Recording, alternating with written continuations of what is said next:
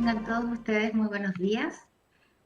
Hoy tengo el honor de presentar a quien va a dictar la charla inaugural de nuestro sexto Congreso Internacional por la Seguridad del Paciente. El doctor Gerardo Sotomoya es un médico anestesiólogo de la Universidad de Concepción con 26 años ya de profesión. Actualmente es el jefe subrogante de la unidad de pabellón, postoperados y reanimación del Hospital Guillermo Gran Benavente Regional de Concepción. El doctor Soto compartirá con nosotros una experiencia, parte de su historia de vida, en una situación que abre la mirada hacia alternativas a considerar por el bienestar del paciente. Con su presentación, Sedación Paliativa, una experiencia de familia. Doctor Soto, adelante. Hola, muchas gracias, Mariela.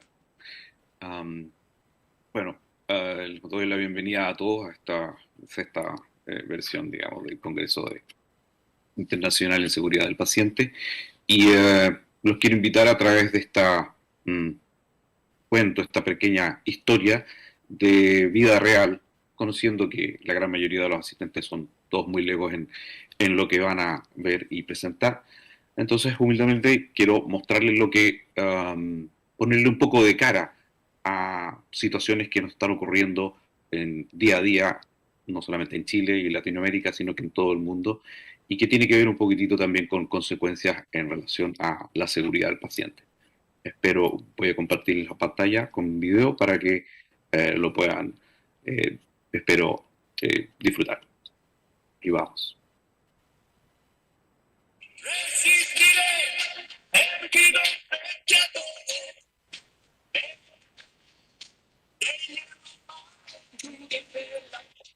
Los vientos de la vida soy como el punto que se dobla, pero siempre sigue. Resistiré a seguir viviendo. Cortaré los golpes y jamás me rendiré. Aunque los sueños se me rompan en pedazos. Resistiré, resistiré.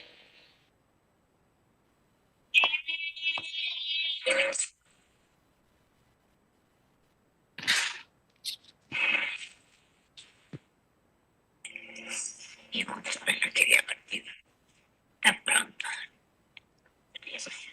Agotada, súper agotada. Todavía musculatura suele pidiendo ayuda.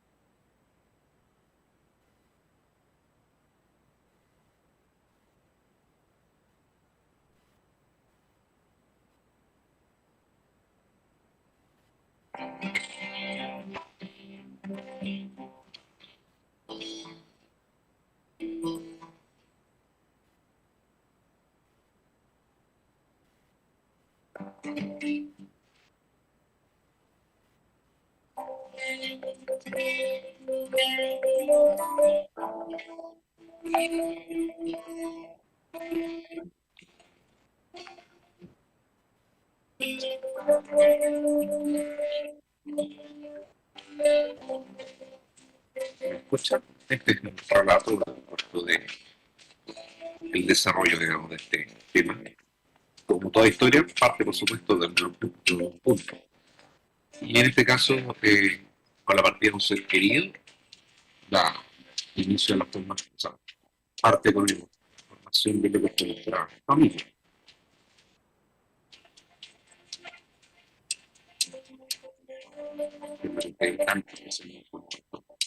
Para darle un poco de contexto a lo que es la experiencia de cada uno. En mayor o menor grado, por supuesto que cada una de las historias relación al cáncer tiene que ver con esto. Y cuando uno menos se lo espera, surgen cosas como esta. Después de una leve dolencia, un diagnóstico,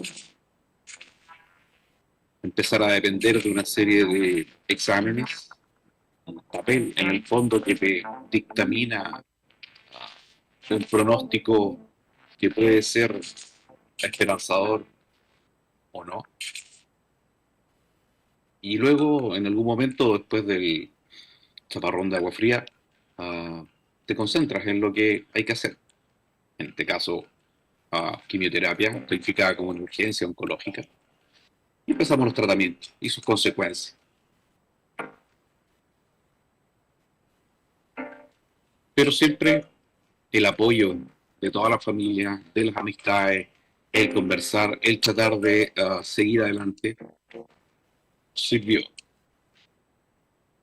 Después de esto, por supuesto, tuvimos que hacer una serie de tratamientos, pero con el pasar del tiempo, cada vez fuimos viendo que esto, a pesar de todo, iba o seguía progresando. Finalmente, logramos, a pesar de la pandemia, hacer todos los ajustes necesarios, viajar y continuar trabajando en lo que ya se veía pronto a hacer el tratamiento paliativo de Liliana. Y por lo tanto tuvimos que hacer varias intervenciones. Afortunadamente pudimos ser asertivos en ese sentido. Pero siempre siguió habiendo progresión de la enfermedad, planteando todas estas alternativas y surgiendo finalmente esta idea de la sedación paliativa, que como pueden ver, si lo definimos, tiene que ver con la administración deliberada de fármacos en dosis y combinaciones requeridas para reducir el nivel de conciencia de un paciente con enfermedad avanzada o terminal, tanto como sea preciso para aliviar adecuadamente uno o más síntomas refractarios y con su consentimiento explícito, implícito o delegado. Para esto, una de las cosas fundamentales es la conversación previa y por lo tanto irse anticipando a los hechos. Estos síntomas refractarios deben tener ciertos requisitos, tienen que tener esa característica de refractariedad, que significa que ningún medio convencional de tratamiento sintomático haya sido efectivo. O sea, ya ha habido todo un trabajo previo y escalonado para lograr controlar cada una de estas sintomatologías. El eventual efecto del tratamiento no puede conseguirse lo suficientemente rápido. Puede que exista alguna alternativa, pero a lo mejor en la evolución de la enfermedad no nos da tiempo a esperar ese resultado y por lo tanto el paciente va a seguir sufriendo. Y lo otro es que los medios terapéuticos se acompañen de efectos adversos inaceptables en el caso individual. Si tenemos alguna alternativa de manejo de algún síntoma refractario o casi refractario, pero esta alternativa de tratamiento genera consecuencias tan graves, puede ser simplemente imposible de utilizar. Dentro de los síntomas refractarios que pueden haber en general en los pacientes oncológicos, en este caso, la mayoría de los estudios demuestran que lo que más genera problemas es el delirio, habitualmente el delirio hiperactivo o agitación, la disnea y el dolor.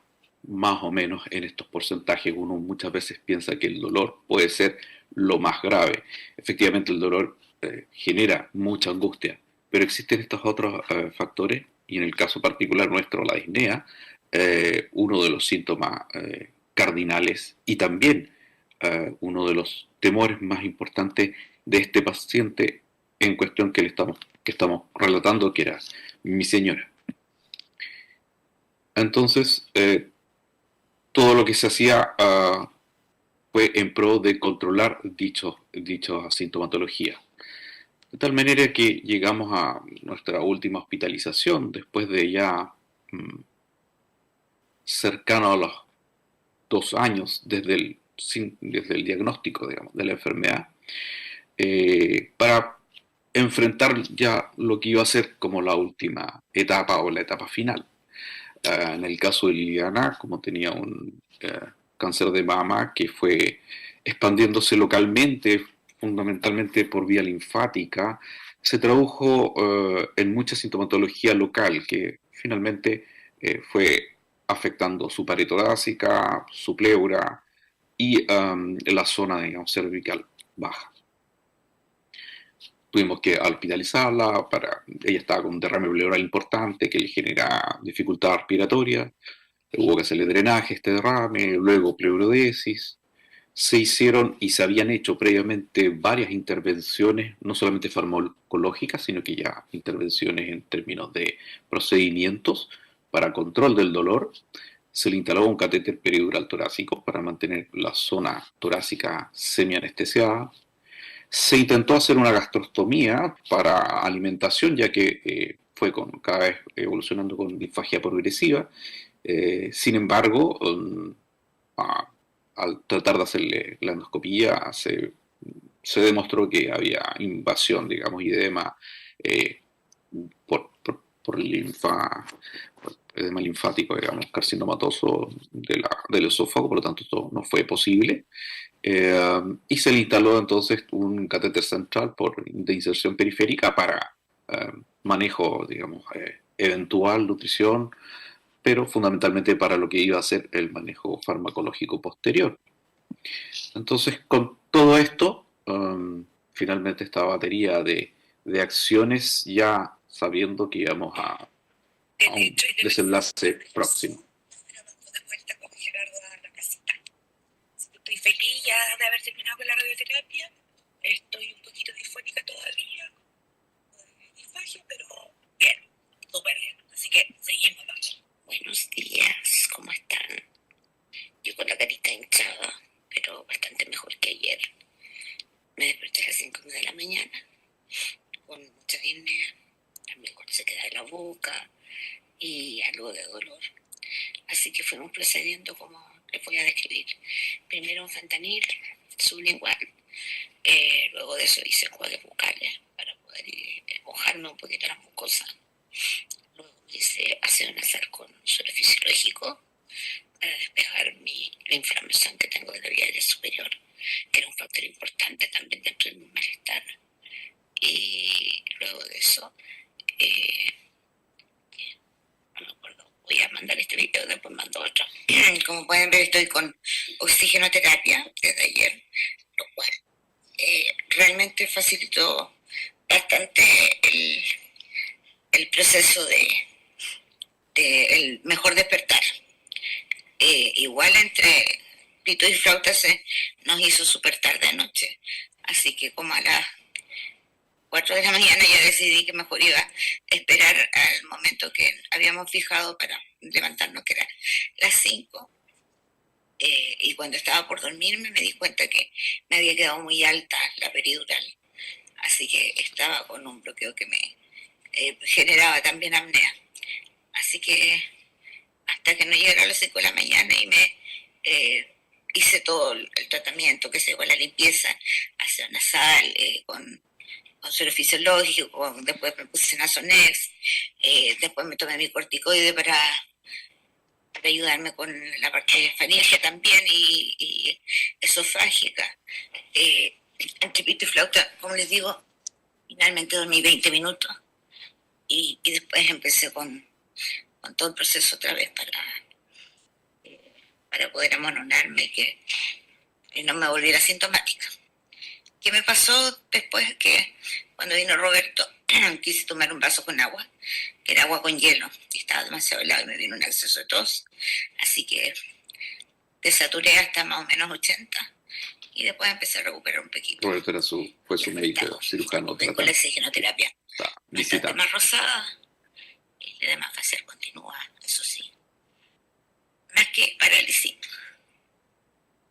Me cuesta mover por el edema, pero eso es como difícil irlo controlando.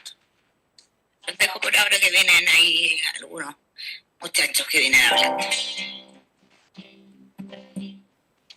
Después de esas intervenciones volvimos a casa con la finalidad de disfrutar todo lo que se pudiese de los últimos días. De piel a piel, provócame, libérate de una vez, del valor, enfréntate, Tócame. Vale, no me ves. Conquista mi amor.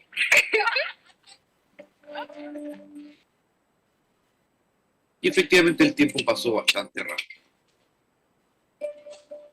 Nos juntamos, pero realmente íbamos sintiendo que lo que estábamos haciendo era lo correcto.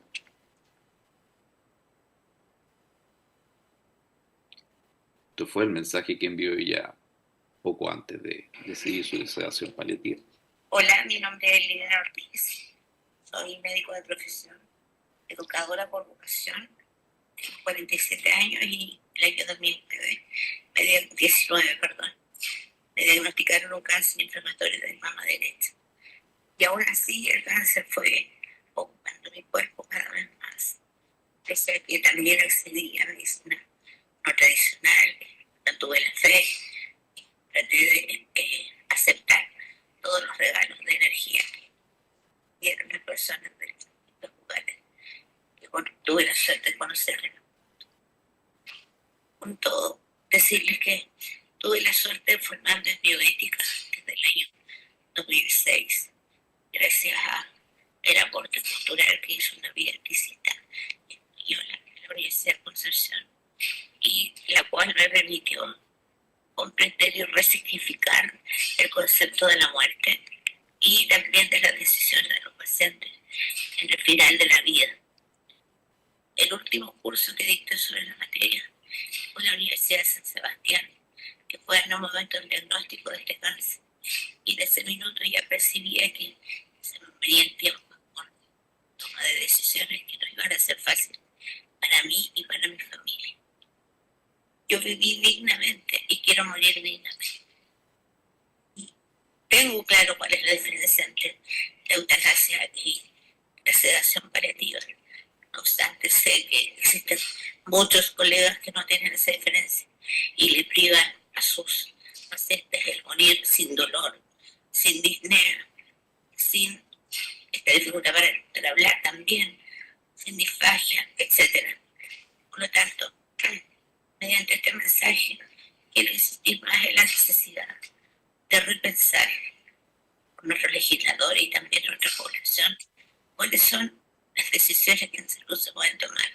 Y es que cada vez estamos más en una sociedad pluralista, multicultural, que puede llegar a ser respetuosa de los valores del otro, siempre y cuando entienda, como decía Maturana, que son tan legítimos como mis propios valores. El concepto de alteridad, entender al otro como un legítimo otro, es fundamental para poder avanzar en una legislación justa que pueda dar cabida a todos los credos y que de una vez por todas permita a la gente morir con dignidad. Todas las decisiones se quedan siempre con las personas que participan desde Santiago, pero las regiones tienen mucho que decir y es importante que nos consideren que eso es multiculturalidad, es incluir a todos para la toma de decisiones que beneficien a todos y todas.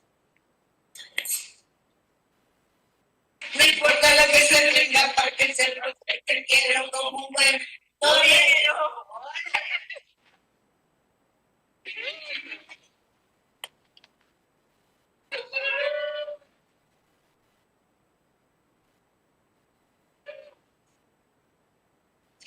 Enero. Yo te necesito de junio a febrero. Quiero que estés conmigo en marzo, no. En diciembre tú y yo. No importa mi amada, si hay que ser torero. Poner el alma en el ruedo. No importa lo que sea, venga, para que sepas que te quiero como un buen torero. ¡Oye! Aquí, pero pasado el tiempo yo también cambié. Si no supiste amar, te puedes sacar.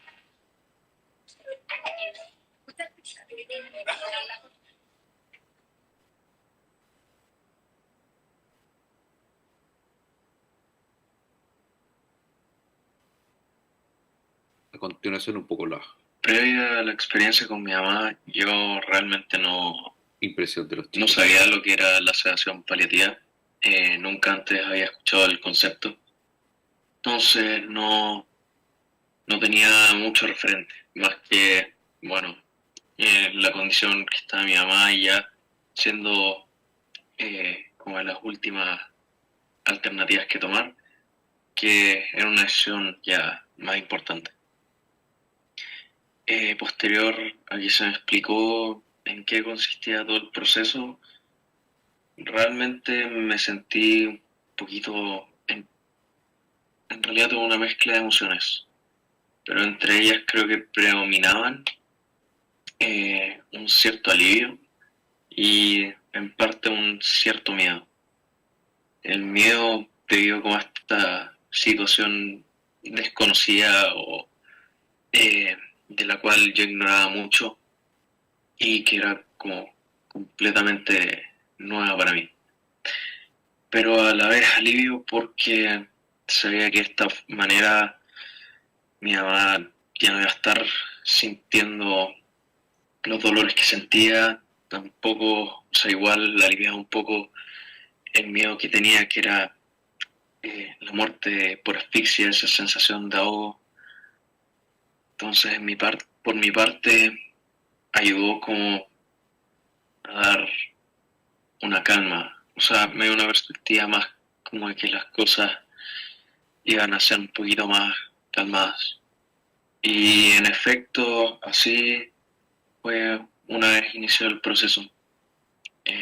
Todo fue bastante más calmado, cada quien podía tener como su turno, su momento para hablar, ya sea en grupo o en privado, eh, con mi mamá, quizás sin recibir como una respuesta verbal o motora, pero ayudando igual bastante al proceso de despedida sin tener que como, ver a mi mamá en un mal estado y en un estado de sufrimiento.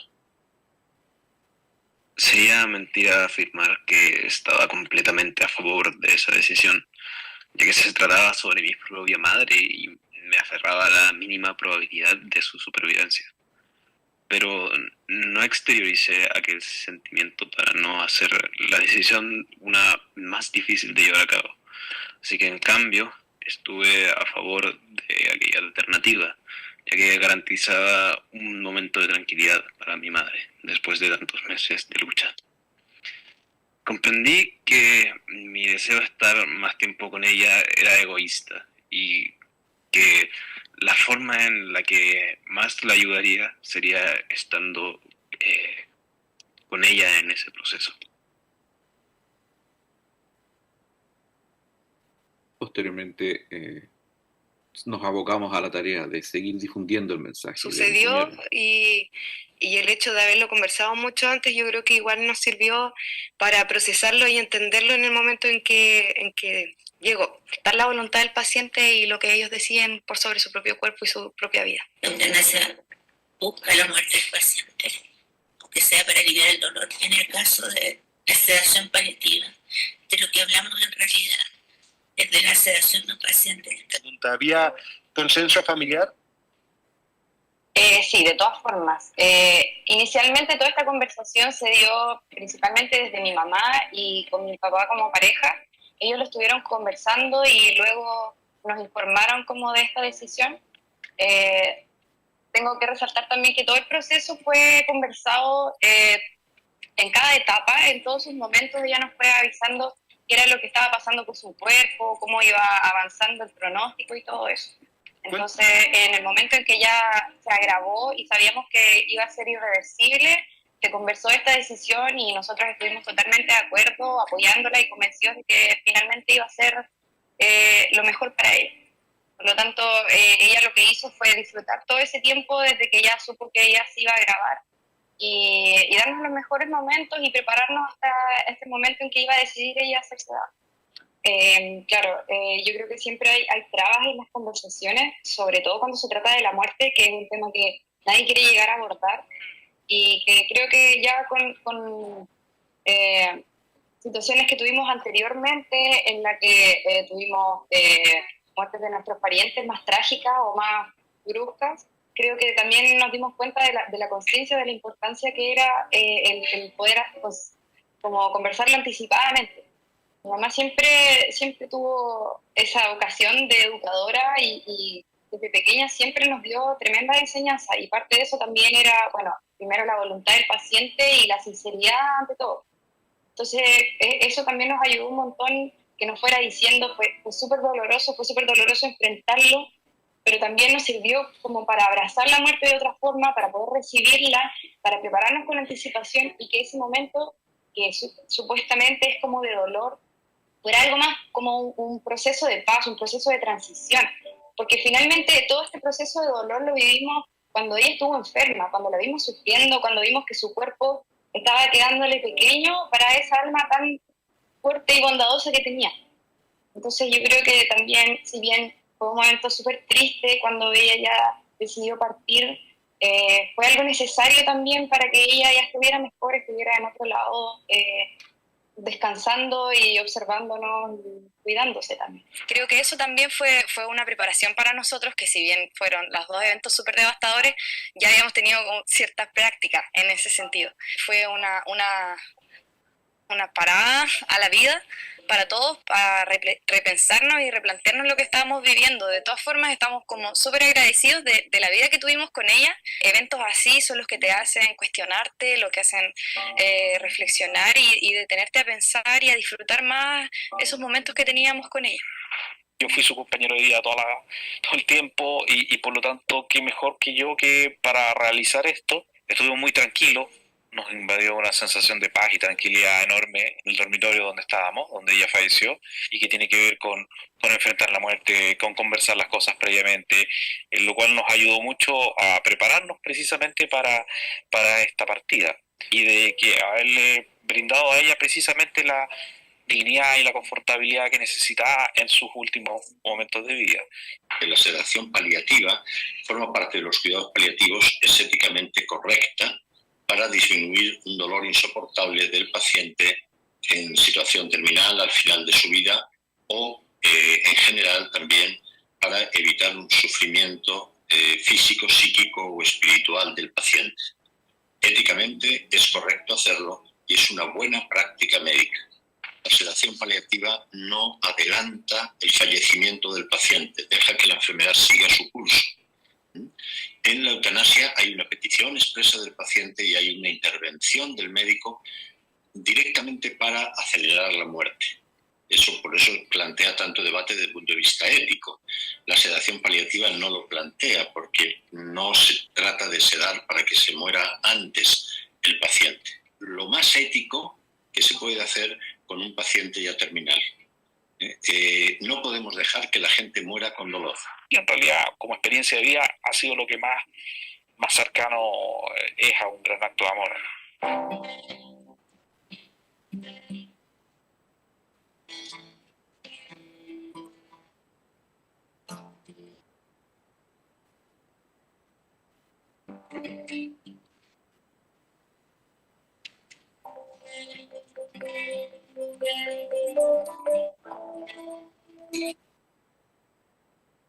La verdad que esta historia que escuchan es precisamente lo que nos ocurrió, y que, como pueden ver, a pesar de lo trágico, de lo dramático, que es el diagnóstico de cáncer, que es tener ese tipo de experiencia, esta herramienta de la sedación paliativa, que necesariamente va junto también con toda una comunicación previa y con todo un trabajo de equipo previo, realmente, por lo menos en nuestra vivencia, no solamente la mía, sino que la de mis hijos, de mi suegra, realmente nos sirvió mucho para sobrellevar todo este evento, y definitivamente es algo que, en lo cual tenemos que trabajar para que poder llegar en lo posible a que todas las personas que sufran de en una circunstancia similar tengan este tipo de acceso.